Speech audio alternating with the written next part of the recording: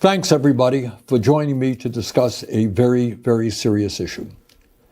Yesterday, we witnessed an extremely sad moment in American history.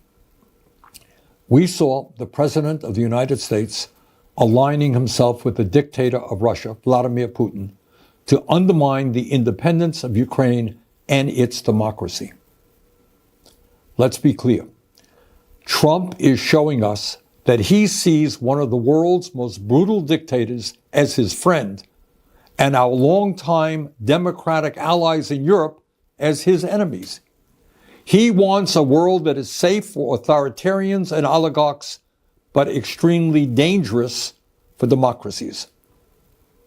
It will not surprise you when I tell you that Trump is lying, as he so often does. Yesterday, Trump said that Ukraine started the war. That's not true.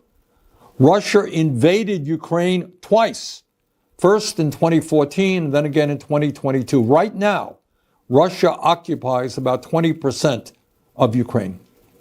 Since Putin's horrific invasion, over 1 million people have been killed or injured.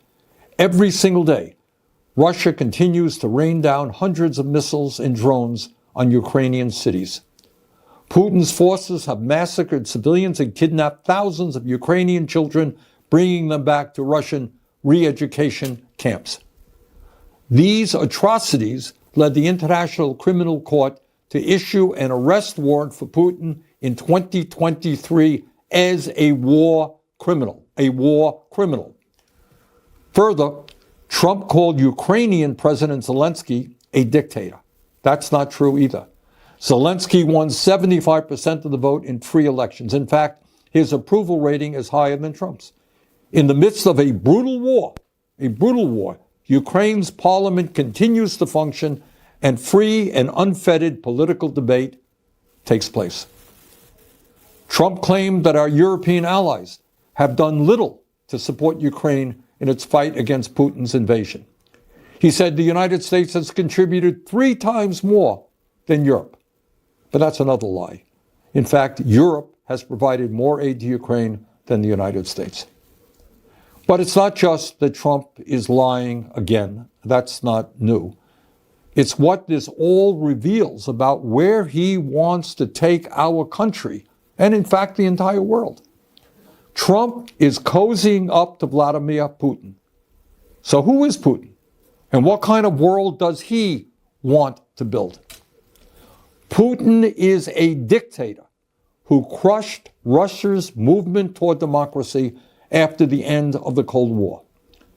Russia holds sham elections every 6 years where Putin wins 90% of the vote and authorities don't even try to hide their ballot stuffing. There is no freedom of speech or free media in Putin's Russia. Protests are violently suppressed. Tens of thousands of people are in prison for protesting Russia's invasion of Ukraine. Political dissidents are harassed or thrown into jail. The bravest, people like Alexei Navalny, are killed outright. Hundreds of thousands of Russians have fled Putin's brutal regime since his invasion of Ukraine. But Putin has maintained control in his country by offering Russia's oligarchs a simple deal. If you give me absolute power, I'll let you steal as much as you want from the Russian people. And that's why in a country where many are struggling economically, Russian oligarchs have stashed trillions of dollars in offshore tax accounts. That is the Russian leader that Trump admires. That is the Russian oligarchy that he supports. But that is not the perspective of the American people. We know, and we are proud of, the fact that the United States of America is the longest standing democracy in the world. We know that many hundreds of thousands of brave Americans over the years have fought and died to defend democracy.